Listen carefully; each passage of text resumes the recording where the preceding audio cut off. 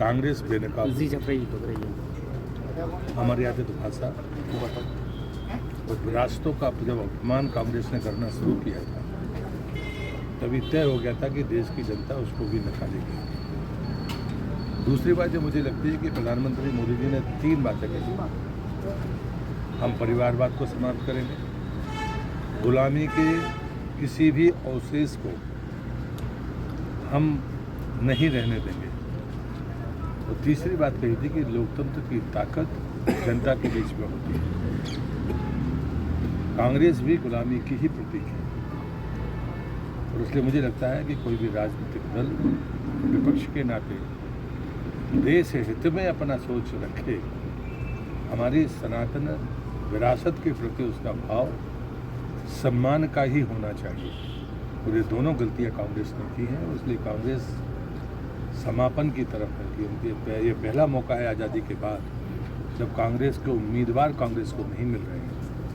मुझे लगता है कि प्रतिपक्ष की सबसे बड़ी पार्टी के सामने ये चित्र उपस्थित होने का मतलब है कि उनको खुद को अपने गिरेबान में झांक कर देखना चाहिए। दोनों लोकतंत्र में इन बातों का कोई मायने नहीं होता। भारतीय जनता पार्टी का उम्मीदवार पिछली बार उनको टिकट नहीं दी गई थी। मैं मानता हूँ वो बहुत ही योग्य, सहज, सरल और इसी ज़मीन से जुड़े हुए व्यक्ति हैं, इसलिए मैं उनको समर्थ और ताकतवर उम्मीदवार मानता हूँ।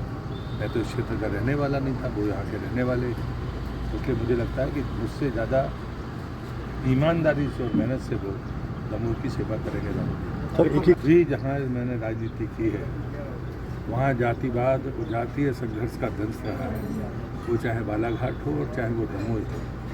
लेकिन जब भी मैंने अपना कार्यकाल पूरा किया तो वो खाई पूरी पट गई, ये दावा तो मैं नहीं करता, लेकिन बहुत कम रही है, ये मेरी सफलता है। इसलिए कभी जाति के आधार पर सोचना भी नहीं चाहिए। ये चुनाव मोदी जी के विकसित भारत के संकल्प के प्रति, और दमोह में चाहे लाभार्थी हों, चाहे पार्टी के कार्यकर्ता हों, चाहे विधानसभा के परिणाम, वो सब कुछ मोदी जी के नेतृत्व के इर्द गिर्द है। तो मेरा विश्वास है कि इस बार लोकसभा की जीत मेरी जीत से दुगनी होगी।